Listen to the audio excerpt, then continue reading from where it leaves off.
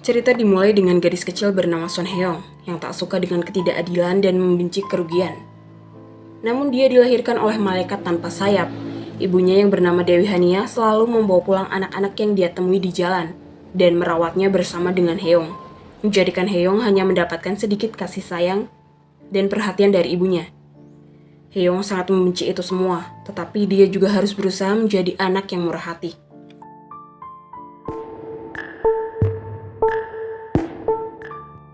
Beberapa tahun berlalu, gadis kecil itu telah tumbuh dewasa menjadi wanita yang cantik. Kini dia tengah menghadiri sebuah pesta pernikahan mantan kekasihnya.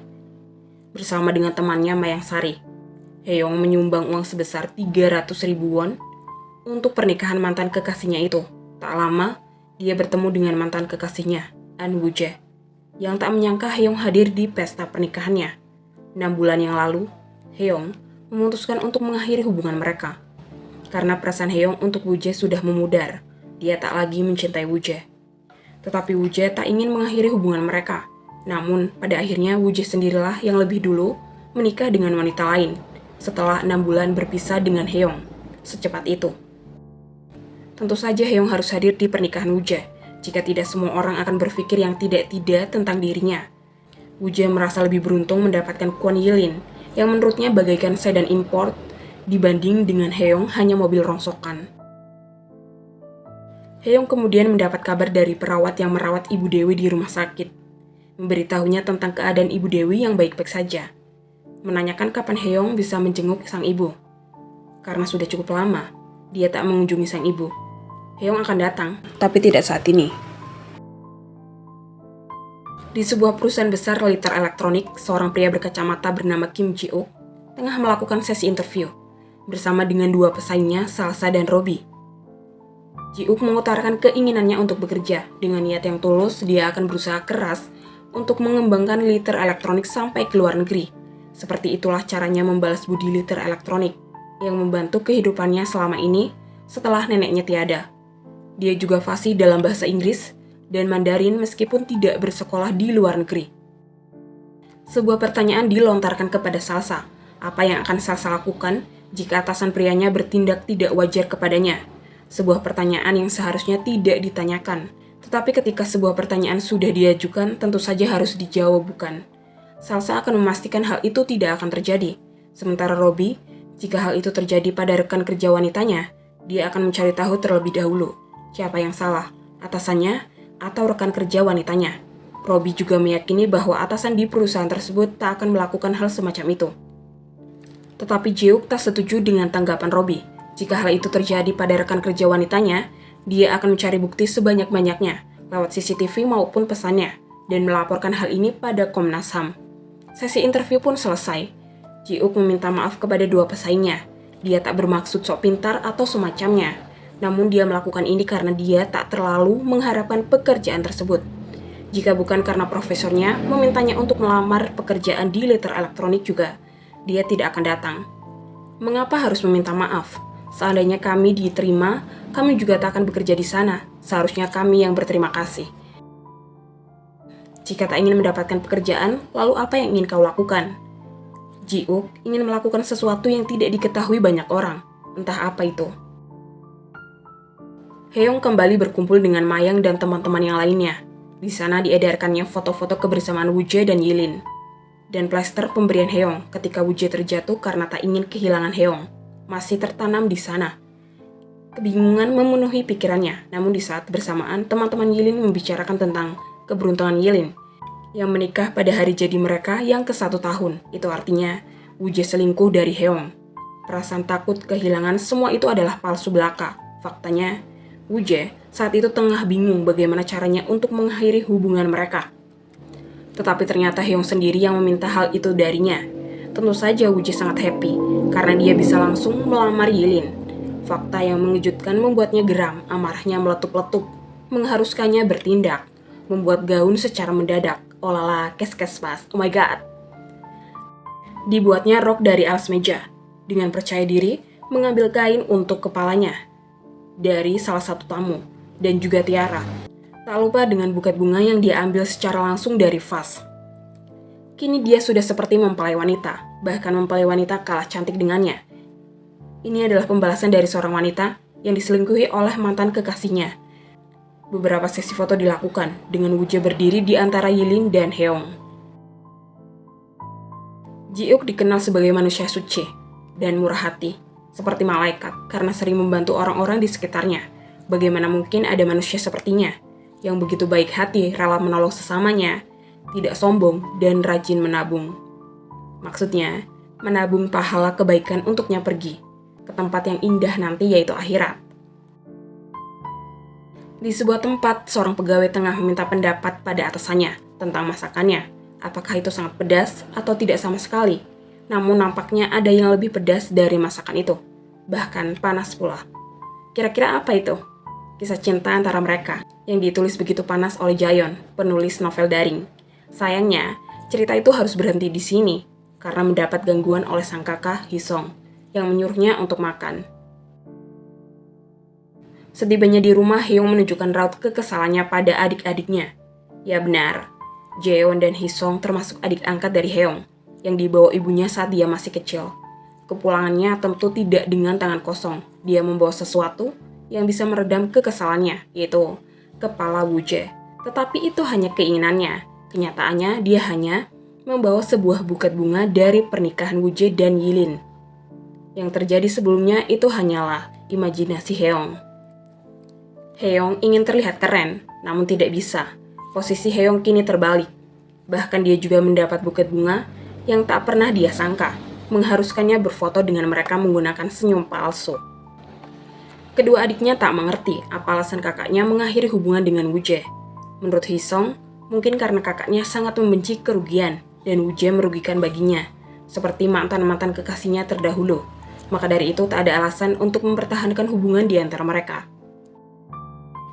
Mereka yang sudah dewasa tak lagi tinggal di rumah Bu Dewi. Karena itu, Hisong yang tak tahu ibunya berada di rumah sakit mengungkapkan keinginannya untuk bertemu dengan ibunya di rumah sang ibu. Namun, Heong yang merahasiakan keadaan ibunya yang sebenarnya dari adik-adiknya beralasan saat ini ibunya sedang sibuk. Mungkin lain waktu mereka bisa bertemu kembali dengan sang ibu. Untuk mengurangi kesedihan Hisong, Heong akan membelikan Hisong jelly pangpang monster, kesukaan Heong di tos serba langganannya. Tos serba tempat Ji-uk bekerja. Ji-uk selalu baik kepada semua orang, kecuali Heong. Dia tak menyukai Heong, entah apa alasannya. Bekerja terlalu lama menjadikannya hafal dengan jelly pangpang monster, kesukaan Heong, yang tidak diproduksi lagi. Hanya ada jelly kemasan yang lain. Tak tanggung-tanggung, Ji-uk memberinya dosis tertinggi saat Heong meminta rokok. Untuk apa memakai dosis terkecil? Tanggung amat. Dosis tertinggi aja sekalian. Toh, mau dosis kecil maupun dosis tinggi sama-sama merusak kesehatan. Membuat papan cerita memang cukup menguras waktu. Tapi jika kamu suka, kenapa tidak? Lakukan saja apa yang kamu suka, tanpa memperdulikan komentar orang lain. Seperti Jayon, meskipun banyak orang yang tak menyukai cerita yang dia buat karena terlalu berlebihan, tetapi hanya dengan satu orang saja yang menyukai ceritanya, itu sudah cukup untuk membuatnya bahagia. Buat apa kita mikirin orang yang gak suka sama kita kan? Jadi buat happy aja lah, enjoy. Penyuka cerita itu bernama Jonga. Baginya cerita itu adalah cerita fantasi, menceritakan tentang seorang pria yang jatuh cinta pada seorang wanita. Pria yang ada dalam cerita bukanlah seorang alien atau semacamnya. Pria itu seorang konglomerat. Lalu, di mana fantasinya? Fantasinya ada di bagian pria itu yang hanya mencintai satu wanita. Tidak seperti suami dari ibu Jonga, Tatang Suratang, yang tak cukup dengan satu wanita. Maka dari itu cerita tersebut merupakan fantasi baginya, padahal kejadian itu sudah menjadi masa lalu. Tapi Jonga masih mengungkitnya hingga kini. Tak ingin mendengarnya lebih lanjut, sang putra Gyu-hyun memutuskan untuk pergi ke kantor. Namun sebelum itu, sang ayah yang kesal putranya selalu menjadi nomor 2 dari perusahaan pesaingnya memberikan penawaran. Jika dalam setahun perusahaan yang dikelola Gyu-hyun, Ulbi Education, tak mendapatkan penghasilan tertinggi nomor 1, Tatang akan menikahkannya, sesuatu yang tak diinginkan oleh Gyu-hyun. Sekretaris Gyu-hyun, Bang Adit, berencana mengajukan keinginannya pada Gyu-hyun untuk pindah ke departemen pengembangan. Namun suasana hati Gyu-hyun yang sedang buruk tak memungkinkan untuknya mengajukan keinginannya. Tapi takdir berkata lain. Surel terkirim dengan sendirinya. Dia pun dipanggil masuk ke ruangan Gyu-hyun. Dengan keberanian yang Adit miliki, dia mencoba mengutarakan keinginannya. Namun, bukan karena itu Gyu-hun memanggilnya.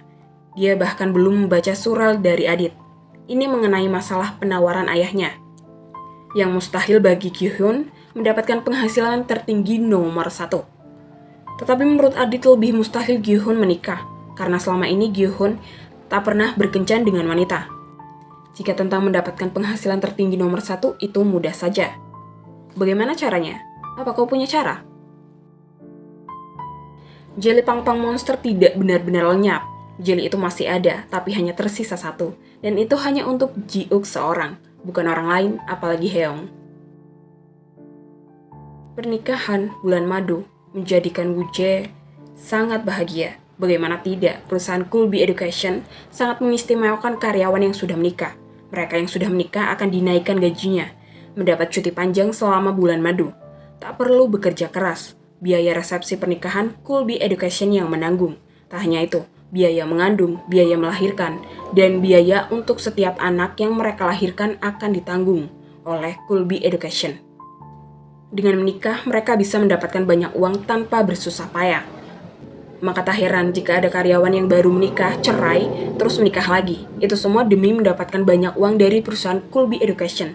Sedangkan karyawan yang belum menikah, mereka harus bersusah payah dalam bekerja. Bahkan, pekerjaan mereka bertambah banyak karena harus menggantikan pekerjaan karyawan yang sudah menikah. Kerugian yang begitu nyata untuk karyawan seperti Heong yang belum menikah. Tak ingin mendapatkan kerugian lebih parah, Heong berniat mengambil kembali uang yang telah dia sumbangkan ke pernikahan Woo-jae dan Yilin. Namun Woo-jae tak ingin mengembalikannya. Dia hanya akan mengembalikan uang tersebut saat Heong menikah. Meskipun dia tidak yakin Heong akan menikah, karena melihat Heong begitu perhitungan. Sebenarnya yang perhitungan siapa? Heong atau Woo-jae sendiri? Sebelum perpisahan itu terjadi, Woo-jae bertanya, apa hanya kamu yang bisa mengurus ibumu? Dari pertanyaan itu terlihat begitu jelas. Dia sangat keberatan jika Heong yang mengurus ibu Dewi, sedangkan mereka akan menikah. Itulah alasan mengapa Heong memutuskan untuk mengakhiri hubungan mereka.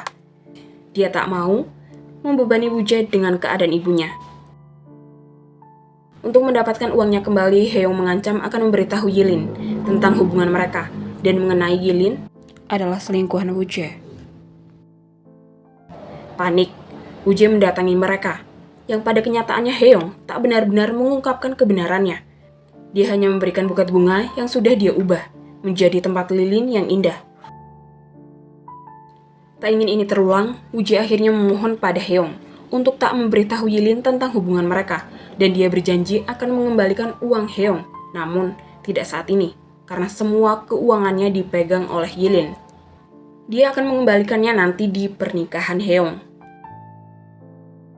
Mengadakan kontes ide masa depan cerah bagi semua karyawan itu adalah cara yang tepat untuk mendapatkan penghasilan tertinggi Kulbi Education, di mana akan dinilai oleh CEO Kulbi Education itu sendiri, yaitu Gyu-hun, dan pemenangnya akan mendapatkan promosi.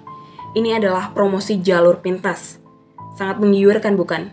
Namun sayangnya, karyawan yang masih lajang seperti Heong ini akan sulit mendapatkan promosi, meskipun kinerjanya sangat bagus. Semua karyawan yang bekerja di departemen tersebut kebanyakan yang sudah menikah. Karena perintah dari Ibu Jonga yang tak ingin Pak Tatang melakukan kesalahan lagi. Hal ini menurun ke putranya, Gyu-hun, yang tak ingin menjadi seperti ayahnya. Dia mengganti semua sekretaris wanita menjadi pria. Promosi Heong akan digagalkan oleh dua orang itu. Mengetahui itu menjadikannya malas untuk bekerja. Tetapi dalam sekejap, suasana hatinya kembali membaik saat atasannya melintas.